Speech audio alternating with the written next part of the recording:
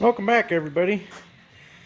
Here we got the 1971 Olympic in the shop here. It's its first time here in the shop. Um, so I don't know if I really showed in my previous video. I don't believe I did. The steering in this was pretty chewed up. It was looking like the tie rod end was the problem here, and it was. It looks like somebody welded the tie rod end back together at some point, and it steered very sharply, which wasn't good. And then it just sheared right off there. I was just using a squirt bottle of gas in the carb to get it out of the barn and up to the shop here, and doing that I had to run into a few piles of snow because it wasn't steering. Anyhow, after I took that apart, this linkage here, it connects to the spline shaft that goes down to the ski. I'm just gonna call this kind of like a. I'm not gonna Google what it is. It's kind of like a backwards pitman arm, because technically this piece here would kind of be like a pitman arm, or a center. I don't know what you even call it, the proper term, but anyway, steering shaft comes down here and connects to this arm, and these two linkages here, and those have tie rod ends on them. And then over there, this is how it's supposed to look with a tie rod end there. And this one looks like it's in pretty good shape. But this piece, however, here, this was bent on almost a 45-degree angle. So I heated it up and I put it in the vise and I straightened it out. I tried my best to line it back up the way it was, so that the ski was just steering straight. And then thankfully I had some parts from an old Nordic, or unless it was also an Olympic, anyway. So thankfully there was this piece here that was on this steering part here. So this is the older version of the tie rod end. It's just a 90-degree bend in the bar, and good enough. The threads were the exact same as what's on that Olympic, so I was able to just heat it up, gently take it out with a pipe wrench, and use just the end there. It's nice having spare parts around. Like, it's not an exact fit, but it's gonna work, and it's a lot more sturdy this way. I just gotta tighten that jam nut down, and then that should be good for that, thankfully.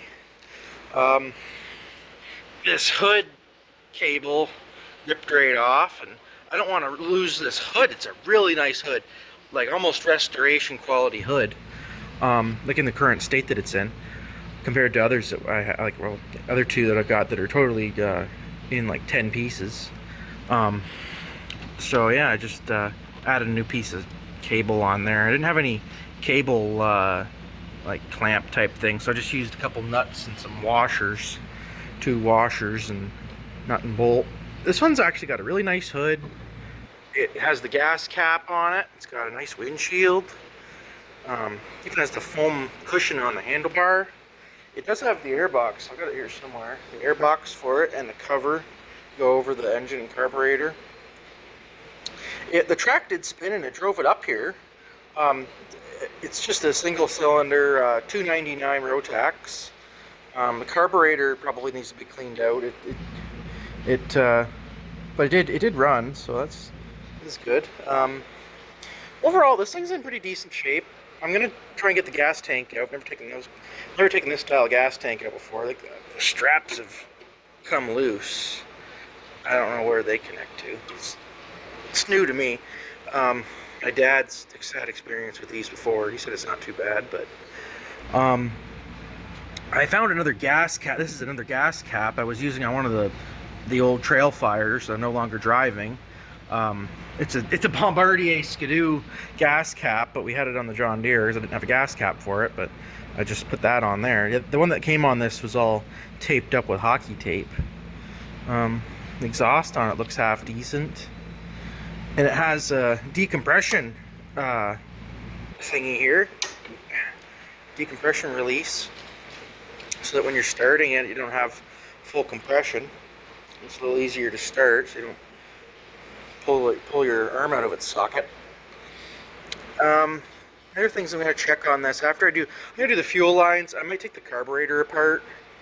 I'm going to check the gear oil in this chain case, see if it's got any gear oil in it. They put a little bit of methyl hydrate in it, so in case it has any water, it won't freeze up and create ice. So overall, it's pretty nice. It's neat seat covering. The recoil works. It's intact. I don't know if the headlight was working. I didn't really check. It's got a good kill switch and a headlight high and low. The key is intact and it comes in and out. Bombardier key. Yeah, so that's all for this thing. It's like a little trunk on it.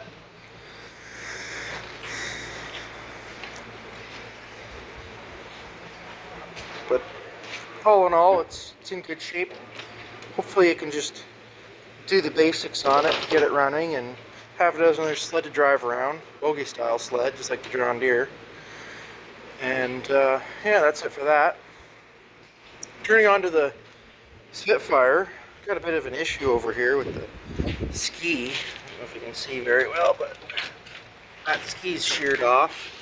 It looks like at some point, I don't know when, but the wear bar, it broke off right about there, and as you can see, it's missing there. It's got one over there still, but the wear bar is only connected from here back to the back.